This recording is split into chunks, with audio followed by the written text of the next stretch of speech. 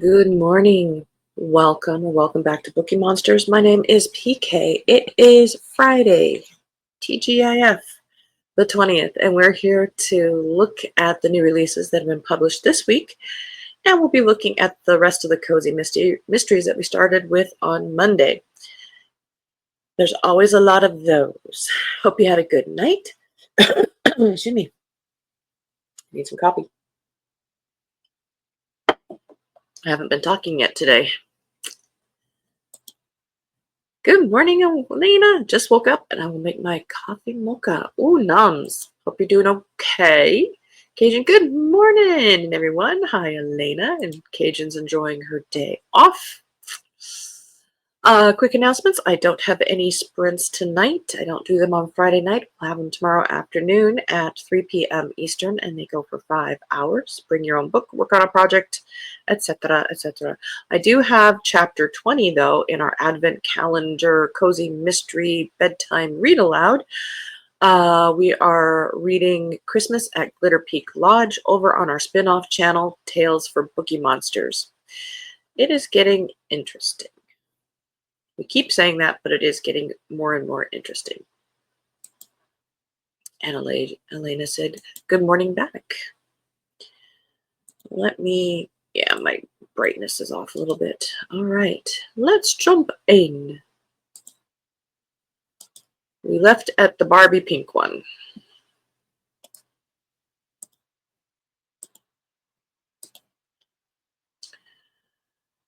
Caffeine and Chaos by Wendy Meadows.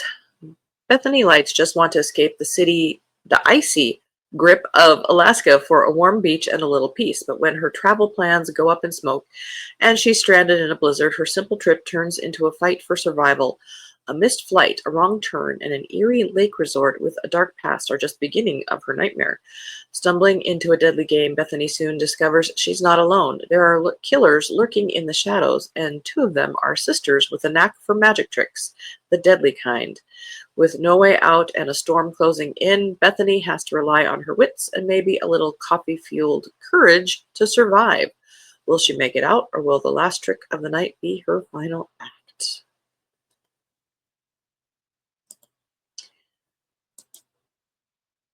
Hope you are going to be having a good weekend. It's the last weekend before Christmas. That's when some people start to actually shop if you have to do some shopping.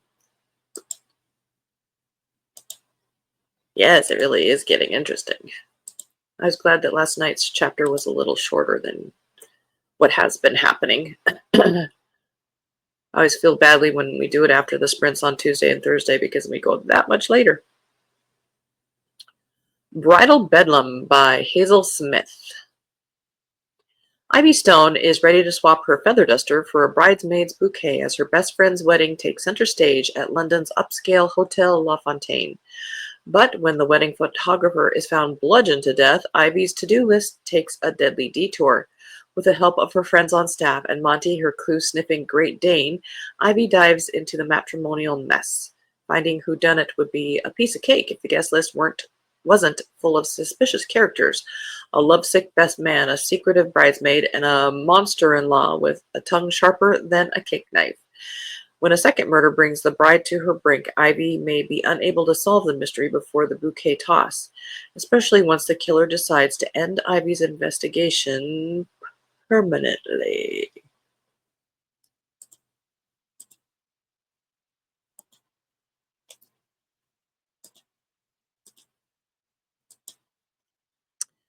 I gave my mom her Christmas gift yesterday, the shawl that I crocheted, and she liked it. What was this? Lucky Waters by Jenna St. James and Stephanie Demore. 8th in the Enchanted Waters mysteries. As the Bermuda Triangle gears up for its legendary St. Paddy's Day celebration, the last thing Isla and her best friend Kira expect is to stumble upon a murder. But you've done it 7 times before. But when they find Kira's aunt standing over a dead body, the festive atmosphere comes to an abrupt halt. To make matters worse, the victim and Kira's aunt have been seen fighting in public on more than one occasion. Kira is adamant her aunt is innocent, but with mounting evidence against her, it doesn't look good. With the help of Jace and Glow, maybe it's no, I'm just going to say Jace. Isla must carefully sift through the clues and follow where they take her, no matter the outcome. Can Isla and Jace solve the mystery before their luck runs out?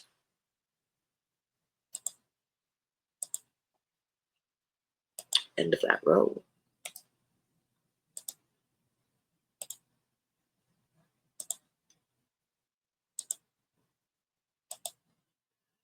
Cajun says, I went to the grocery store yesterday to get nibbly bits for my weekend with my stepmother, and it was crazy busy in the middle of Thursday afternoon. Oh, yeah. Oh, yeah. I thought I was done grocery shopping yesterday morning. I go before work. I do that right when I get off here. But I have to go back this morning because we have finalized what we're going to do for Christmas Eve. And I don't want to go on Monday. And it's kind of looking like Tuesday might be a thing. We might be off. Extra Shot of Murder by Ruth Ward. You should go early in the morning. No crowds.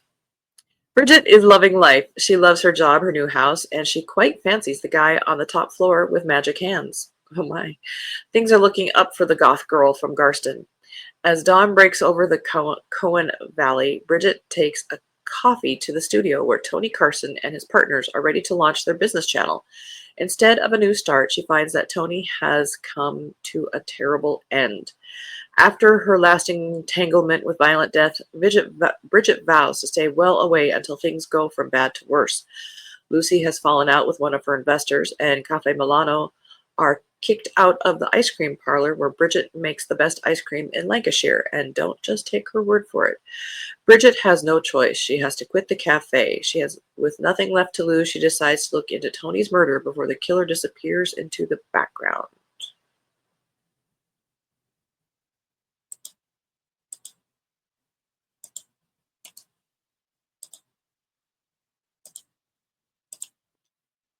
Whoa. Till Death Do Us Part, Felicity Phillips investigates. Book number 9 by Steve Higgs. In the Highlands of Scotland, someone wants to interrupt a wedding, and they are going to stop at nothing to achieve their aim, burning cars, bricks through windows, but that's just the start, and when the wedding party fail to take the hint, things turn deadly. Forced to turn sleuth, Felicity's questions reveal a worrying truth. The groom has a long list of enemies. With the wedding going sideways and a powerful storm overhead, Felicity and her team must figure out which of the guests is looking to spill blood. It becomes a deadly game they have to win, but the rules keep changing. There's someone in the background going out of their way to mess with Felicity's best efforts. Future societies are going to look back on our literature and think that there are constantly storms and we're constantly being stranded and killed off.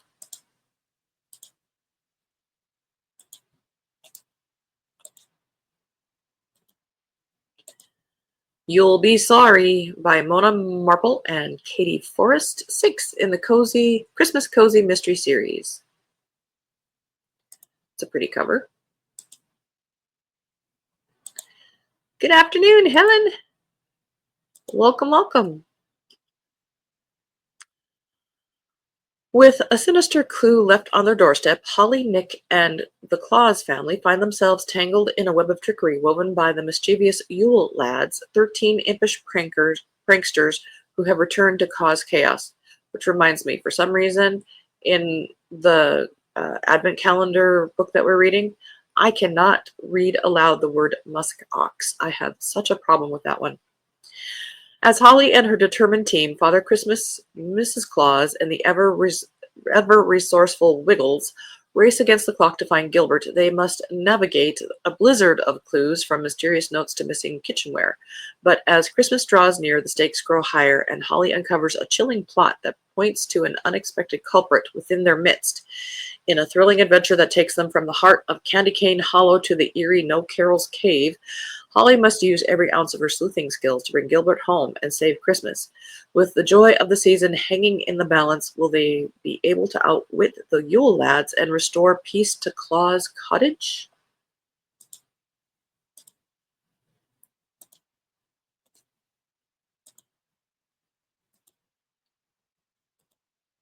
Melee mistletoe.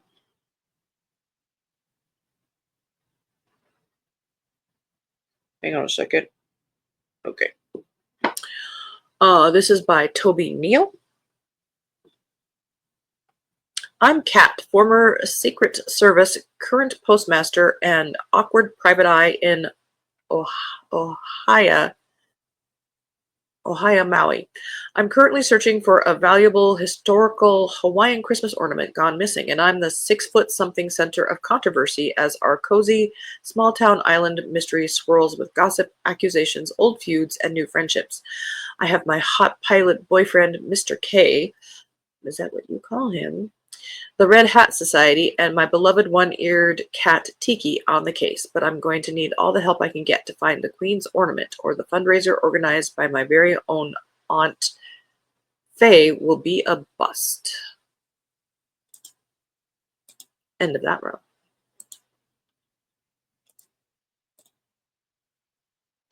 What do you mean page not found? Rosie Point, I tell you, woman, almost every single book. I'm publishing it. No, I'm not. It's only available for a day, and you missed it. I downloaded You'll Be Sorry this morning. Oh, nice. Perfect. Perfect. We've hit the 20s in the countdown to Christmas, so this is a very good time to be doing very seasonal things. The Blue Bonnet Conspiracy by Jinx Schwartz. Magnolia Bluff Crime Chronicles, book number 31. Good for that author, and it's almost 300 pages. Blue's back in Magnolia Bluff after a few months in Mexico and looking forward to seeing friends and family and painting in her lakeside studio. When you live in a town with possibly the highest per capita murder count in the entire state of Texas, it shouldn't be any surprise that she arrives on the eve of yet another, but this time Blue's the suspect. If you are the highest per capita murder capital of the entire state of Texas, you guys need some anger management and have the state pay for it. I usually don't say state should pay for something, but you guys need anger management and better ways to deal. Just saying. Maiden of Honor. Ooh, I kind of like that cover. A Maiden Harlow Mystery, book number 4 by Camille Sharp.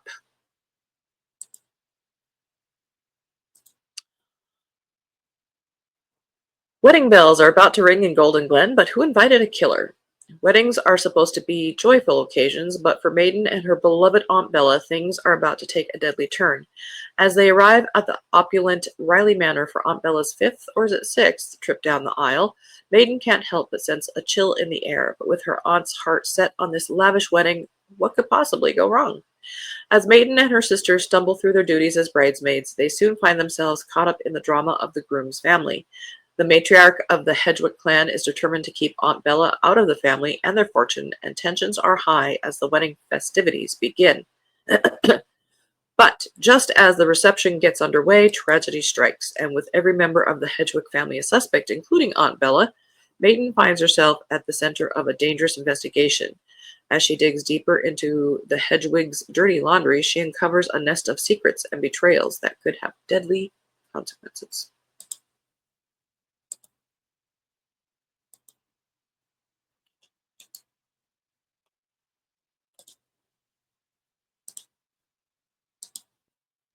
Murder Midst the Diamonds. Dodo Dorchester Mystery, book number 12. This series is on my radar. The first book, I've kind of been aware of it, but the first book has a blue cover, so it was one that I was contemplating for the scavenger hunt in January, but I have a lot of options for that, so I don't think I will get to it yet, but it is on my radar. Diamonds are a girl's best friend. Murder isn't. Love is in the air as Dodo Dorchester and Rupert Danforth prepare to announce their engagement. After a successful appointment with London's premier jeweler, plans begin for the engagement party until murder strikes at the heart of their happiness and their dream ring becomes evidence in a deadly puzzle. Dodo's dreams of a Times announcement and a fairy tale celebration crumble faster than a dropped scone at high tea. In a world where old money meets new, could the culprit be among London's glittering social elite, or is it a notorious gang of international jewel thieves behind the bloodshed? Now, instead of planning the engagement bash, Dodo is planning interviews with suspects, and there are plenty to choose from, as she is faced with untangling a web of deception that stretches from London's criminal underground to the glamorous world of the West End. Will she and Rupert ever be able to make their engagement official? Will Chief Inspector Blood put a spanner in the works? Will the murderer strike again before Dodo can figure it all out?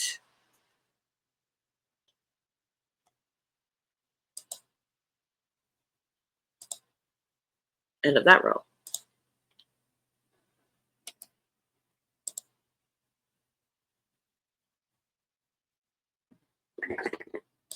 That was Keo. Keo's waking up. Did we do this one?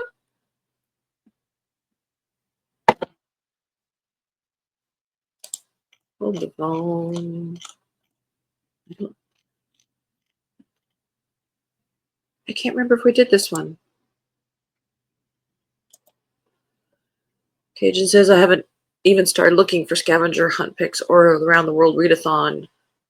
Well, something to do Christmas Day, I guess. Oh, yeah, that's a good plan. All right. Something in the waters. I swear we did this one because I remember saying Toot Hansel. Yes, and the bog. Okay. Oh, we did it for fantasy. Okay.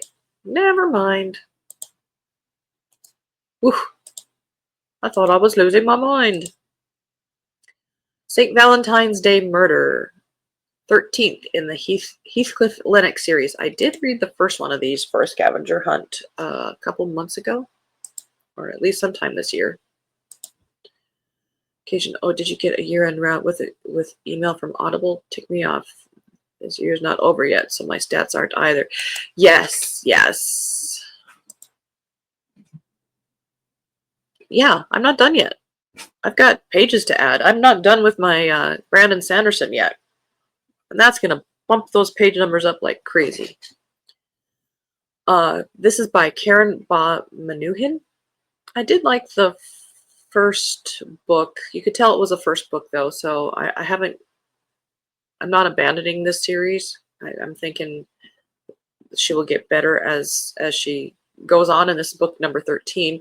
I love the covers. I think they're beautiful. 1924 Valentine's Day. A duel at dawn, one man dead, the other gravely injured. What drove them to fight on a bitterly cold morning remains a mystery. For years, Lady Bancroft's Valentine's Ball at Bancroft Hall had been a glittering gathering of high society's most eligible men and women. Countless happy couples owe their love stories to her matchmaking, their gratitude keeping Lady Bancroft in the genteel comfort of her grand Cotswolds estate. But this year, tragedy strikes. A murder threatens to ruin everything. Desperate, Lady Bancroft turns to her neighbor, the dashing Major Heathcliff Lennox. A decorated war hero and now a consultant to Scotland Yard, Lennox would much rather be fishing. But duty and the insistent ex-detective Inspector Swift calls. What seems like a straightforward case takes a darker turn when another body is discovered. With secrets unraveling and suspects mounting, Lennox and Swift must race to uncover the truth before the killer strikes again. Meanwhile, Lennox's wife, Percy, an archaeologist, is handed a mystery of her own. The Valentine's murder is not the only mystery at Bancroft Hall. There was the centuries-old mystery of the lost Lady of Lisle.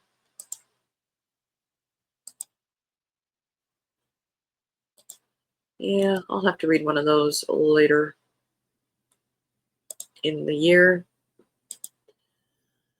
And this is a series I've been trying to get to. I love the time period. It's one of my favorite time periods, the 1700s, the late 1700s in England.